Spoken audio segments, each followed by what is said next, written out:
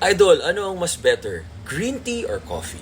Ang green tea, meron siyang polyphenols, antioxidant property, fights against Alzheimer's disease, liver disease, tsaka ano siya, kung hindi ka pwede sa caffeine, pwede ka sa green tea kasi sobrang baba ng caffeine content niya, halos wala.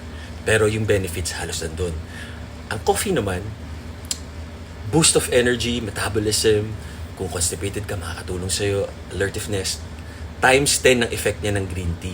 Kasi nga, stimulant siya. Ang green tea, hindi siya ganun ka-stimulant. Makakatulog ka pa rin after, nakaka-relax pa nga eh.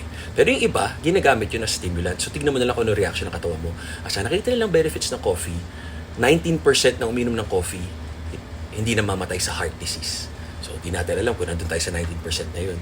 So, kung ano yung hiyang para sa'yo, sa akin, pareho ko siyang gusto. Pareho siyang may benefits.